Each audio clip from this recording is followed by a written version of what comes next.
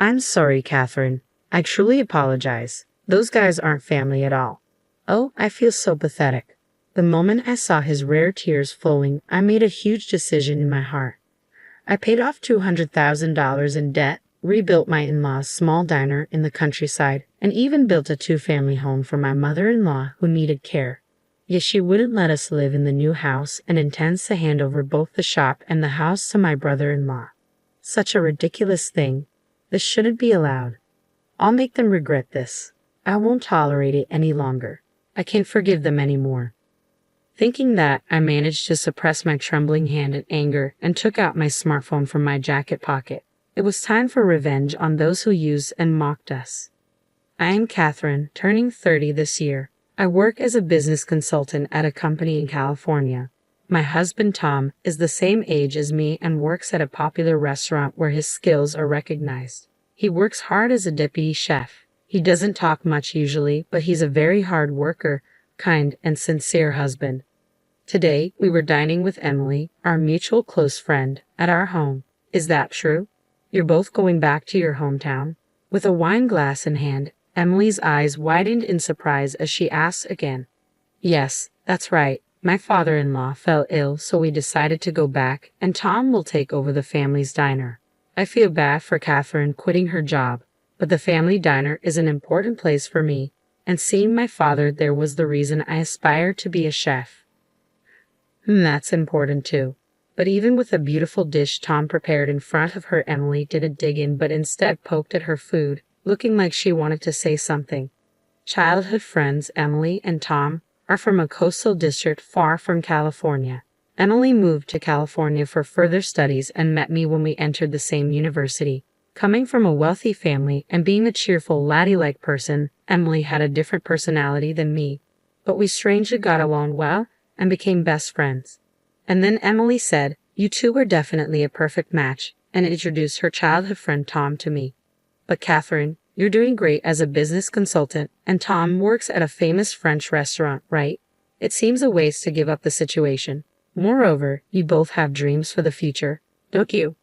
Thank you, Emily. Thanks for your concern. But with a laptop, I can work from anywhere now, and I want to be by Tom's side and support him as much as I can. Okay, I get it. Good for both of you. When I visit our hometown, let me taste Tom's delicious cooking. Thanks, Catherine. We still have wine left. I'll get a refill. As Tom left the table, Emily whispered to me with a worried look. Thank you, Emily, for your concern. I know it won't be easy, but I'll do my best. I'm grateful to have such wonderful friends. Though I'm apprehensive about the uncertain future, I believe everything will be okay. Time passed since our farewell party with Emily, and we, as a couple, moved to Tom's hometown. Little did we know about the trials that awaited us. Upon hearing that my father-in-law was hospitalized, I went to visit him. He looked much frailer than I expected, lying in his bed. It seems I don't have much time left, the doctor told me. It's terminal cancer, my father-in-law, who is as reticent as Tom, said quietly. I had braced myself for such news, but hearing it from him directly was a tremendous shock.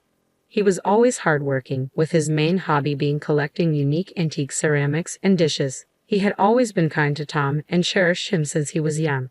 It's okay, Dad. Focus on your treatment without worrying, Tom reassured him, holding his father's hand. Tom, you found a good wife, my father-in-law said, just as I was on the verge of tears, moved by how considerate he was even towards me. A shrill, loud voice echoed throughout the hospital room. Oh, excuse me. If you're here, you should have let me know. Both of you, come over here. I have something important to discuss. We were surprised. I turned around to find it was my mother-in-law, even though she suffers from high blood pressure. Raising her voice like that, I worry it might increase her blood pressure even more.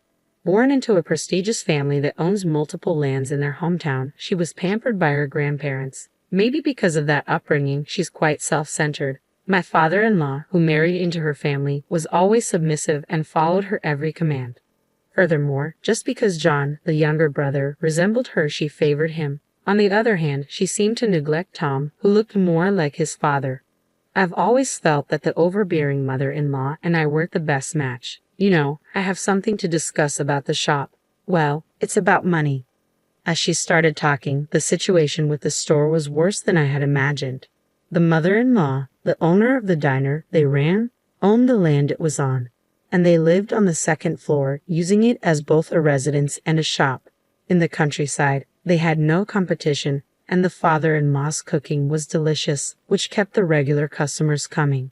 However, since the only chef was the father-in-law, they couldn't open the store while he was hospitalized, and their income dropped to zero. Additionally, the mother-in-law owned an old apartment nearby, which was infested with termites, and they decided to demolish it. The cost of demolishing the apartment and other expenses piled up, leading to a debt of $200,000. Why did you let it get this bad, Mom? If it's like this, why not sell the land or the shop? How could you say that? Let go of our ancestral land so easily. We have loyal customers. Your father would be devastated. The only thing you're good at is cooking, so figure it out. I'm too old for this.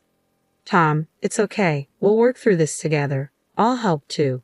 From that point, Tom and I focused on repaying the debt and revitalizing the diner, coming up with various plans. As it turns out, I had inherited $230,000 from my wealthy father who passed away 2 years ago.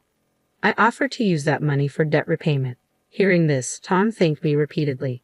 Honestly, that money was important to me, and I had plans for it, but ensuring the peace of my in-laws was paramount. Tom was skilled not only in Western cuisine but also in Asian cuisines. Regular customers praised Tom's dishes as tasty as his father's. Thanks to that, local customers started returning to our shop. I used my previous work experience to improve parking, renovate the interior, develop new menus, and vigorously advertise online.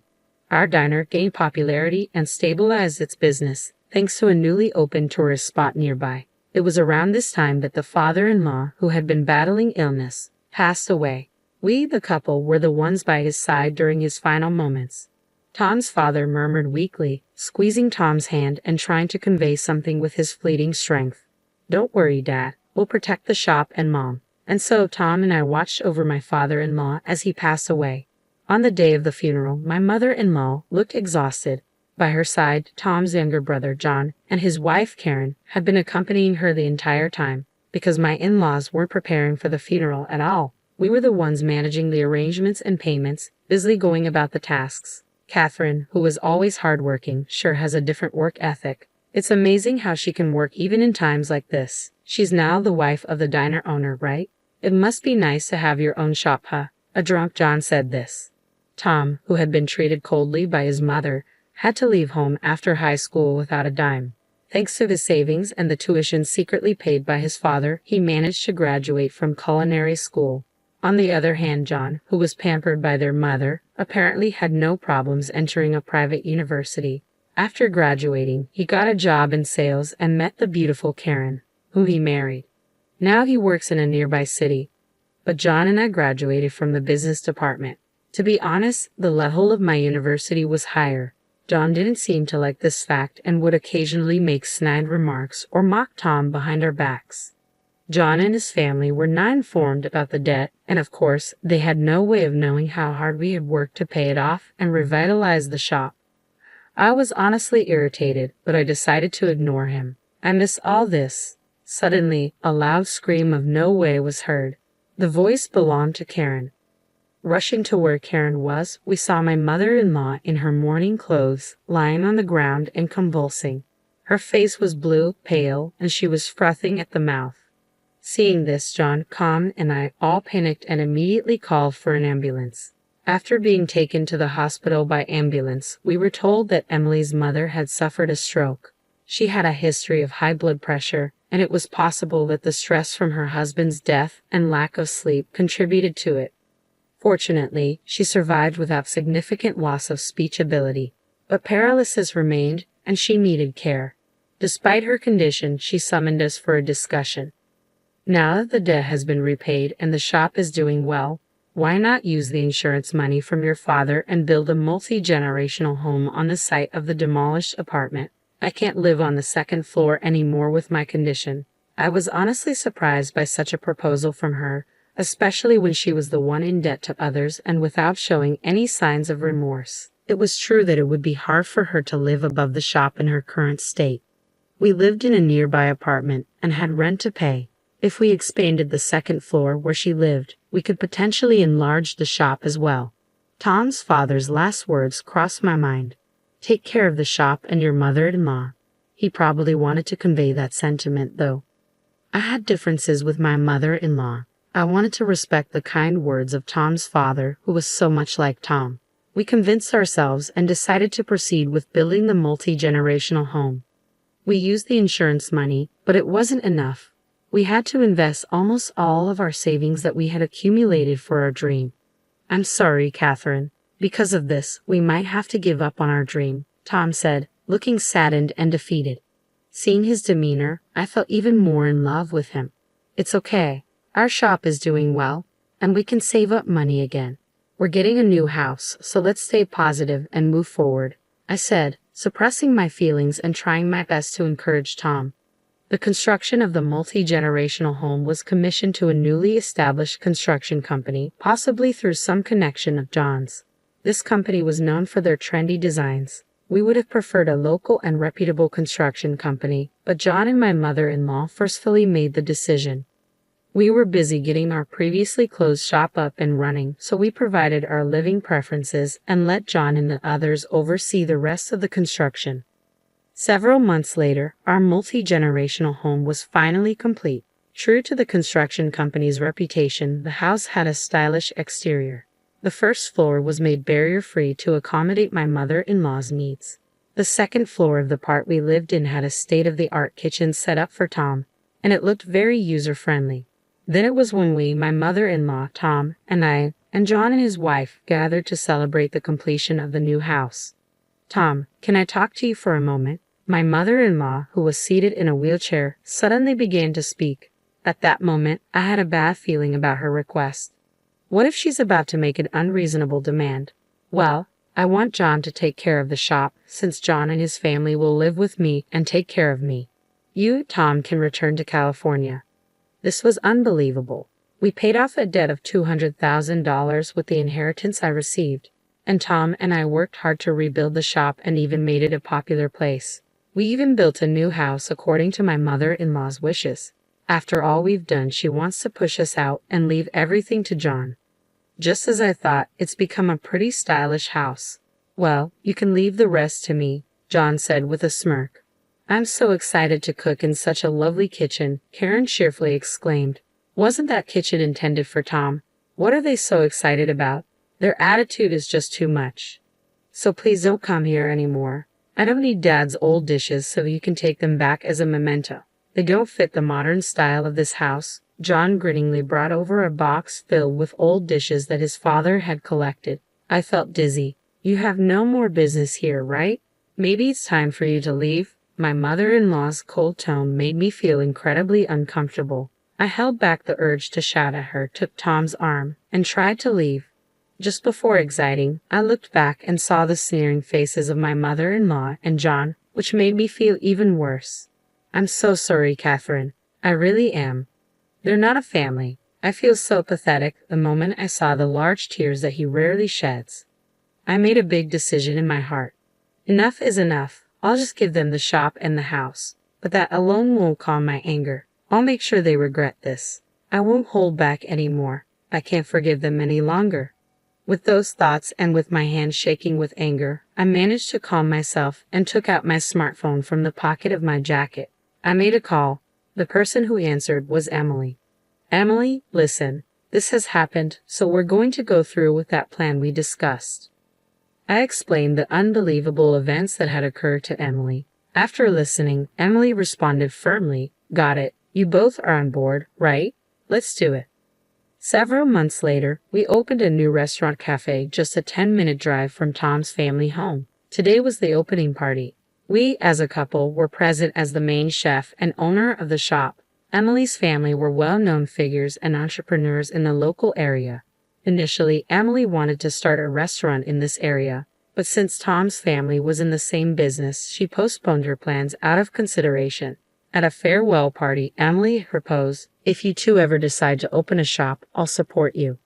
Yes, our dream as a couple to start a restaurant cafe from scratch came true with Emily's support. Thanks to Tom's skills and my promotional activities, our restaurant cafe attracted a lot of attention and was even featured in the media before its opening.